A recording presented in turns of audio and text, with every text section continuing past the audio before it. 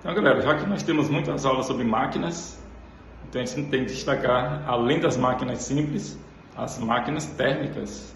A gente está trabalhando com elas praticamente todo dia, né, no nosso cotidiano. O motor a combustão interna, temos o fogão a indução, o ar-condicionado, a geladeira. Então, tudo isso vai estar classificado como máquina térmica. A gente vai estar organizando cada aulazinha aqui nessas videoaulas, viu? Aí você acompanha e vai ficar bem legal, viu? Não se esquece lá do Anderson Ciências. Valeu! Então, para a gente entender o motor a combustão interna, a gente tem que saber o que é combustão. A gente vai estar sempre relacionando combustão com queima. Ou seja, é uma reação química de queima do combustível. No caso, com a presença do comburente. Nesse caso, o oxigênio, que é o comburente mais comum que a gente conhece no nosso dia a dia. Então, para a queima, para a combustão, é necessária a presença do combustível, que vai ser queimado, e o comburente, que é o que vai permitir essa queima desse combustível. O resultado vai ser o quê? A liberação de calor, por isso que é uma máquina térmica, gases, especialmente o gás carbônico, né? Às vezes tem o monóxido de carbono, e também a liberação de energia, que nesse caso é o que interessa realmente para o motor, né? Que é energia para que o motor funcione e o veículo, né, consiga se deslocar. Então aqui é o conceito básico de combustão, que é para a gente entender o motor a combustão.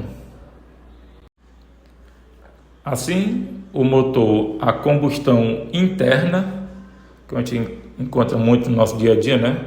Motores de carros, de caminhões, de motos. Ele vai fazer o quê? Ele vai transformar a energia da queima, a energia da combustão, em movimento. Porque o que interessa para o veículo é ele se movimentar, né? Então, essa energia, para ele se movimentar, ela é retirada da queima, da combustão, e vai ser transformada. E essa combustão vai acontecer onde? Dentro do motor.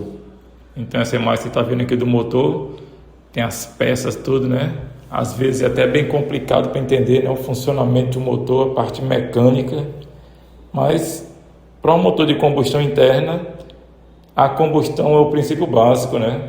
Que é para estar liberando essa energia. E esse processo vai acontecer no motor. As aplicações são várias, né? Vamos estar relembrando aqui algumas. Os carros, motos, caminhões, né? E os geradores. Professor, gerador, sim. Muitos locais, né? Tem eventos, por exemplo, condomínios, né? Prédios. Eles colocam geradores que fazem combustão interna para produzir eletricidade, especialmente quando tem algum problema de distribuição de energia, para que não falte energia nesses locais. Então, o combustível pode ser o diesel, o álcool, querosene, né? Álcool, quem diz é o etanol, né? Então, como a gente antecipou no slide anterior, né? Os combustíveis mais comuns, mais utilizados, é a gasolina, o próprio etanol, o diesel, muito usado em caminhões, né? E o próprio gás. Nesse caso, o etanol seria um combustível que não é derivado do petróleo. Tranquilo? Então, teoricamente, ele é menos nocivo ao ambiente, apesar de que ele também libere, né, gases poluentes na sua combustão. É importante entender quais são os componentes fundamentais de um motor a combustão interna.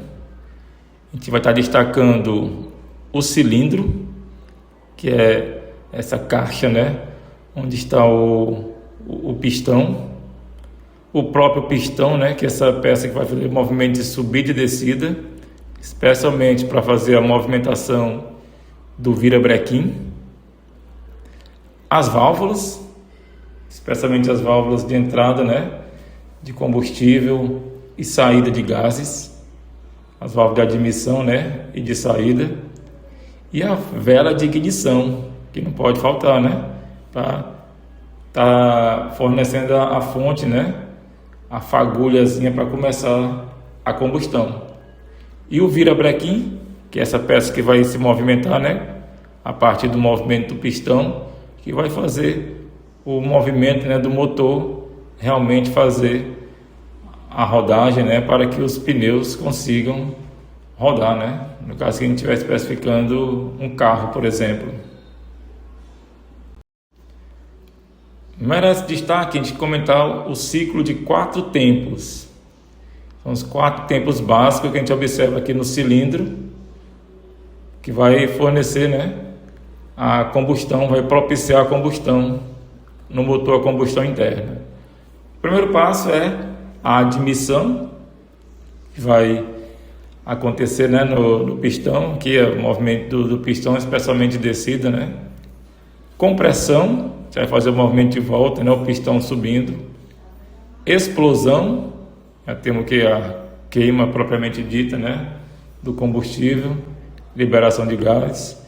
E o escape, que seria a liberação desse gás jogado aqui para fora do cilindro, também por válvulas, né, para que esse gás seja liberado para o escapamento e saia do carro, especialmente passando por algum local que tenha alguma filtragem, né, uma retenção de partículas. Então, começando esse ciclo de 4 tempos, o tempo 1 é a admissão, ou seja, o pistão vai descer, aí vai abrir espaço no cilindro, né, para que aconteça a entrada do combustível pela válvula, né, de admissão, e a mistura com o ar para que propicie a combustão, porque o combustível sem o ar, sem o comburente, não vai ser possível a sua combustão. Então, o primeiro tempo aí é a admissão. O tempo 2 é a compressão, ou seja, o pistão que tinha descido no tempo 1, ele vai subir e essa mistura de combustível, né, e ar já vai ser comprimida. Vai acontecer a compressão, vai diminuir a área aqui ocupada por eles nesse cilindro. Então vai diminuir a área, então acontece uma compressão dessa mistura. O tempo 3 é a explosão. A gente já tem a combustão, né? A vela vai gerar faísca. Essa vela você vai estar associando com essa vela que a gente conhece no dia a dia, né? Onde tem fogo, né? Claro que essa aqui já é elétrica, né? Então ela vai gerar essa faísca que vai propiciar a queima do combustível. Então o combustível queima. Com essa queima vai acontecer expansão desse material, aí o pistão vai ser empurrado para baixo. Você perceba que o movimento do pistão está sendo o quê? Descer, subir, descer de novo, né? E tudo isso, ó, como ele está conectado ali com o virabrequim está movimentando junto com ele. No tempo 4, nós temos o quê? O escape. Você vai lembrar de escapamento, né?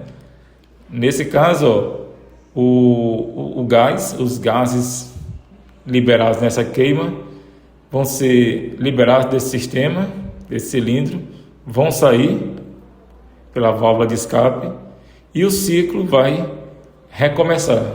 Então, como é um ciclo, né, ele praticamente não tem começo e nem fim, é indo e voltando, né?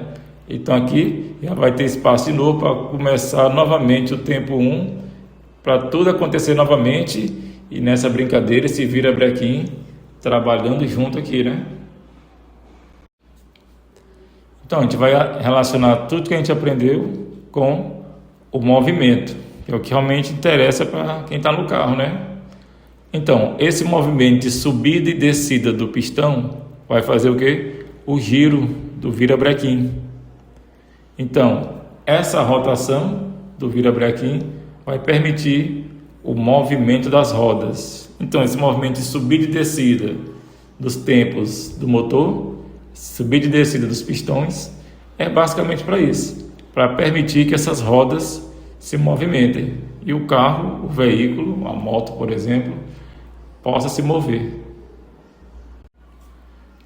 Claro que tudo isso que a gente explicou é bastante útil, é necessário para o desenvolvimento, né, o avanço do ser humano, permitir para o trabalho, fazer atendimentos de pessoas, mas, como é de praxe nas atividades humanas, quase sempre gera impacto ambiental, especialmente no que se refere à poluição, porque essa queima, essa combustão, a consequência imediata é a liberação de gases, que muitas vezes são poluentes, especialmente o gás carbônico, que é o CO2, o dióxido de carbono, né?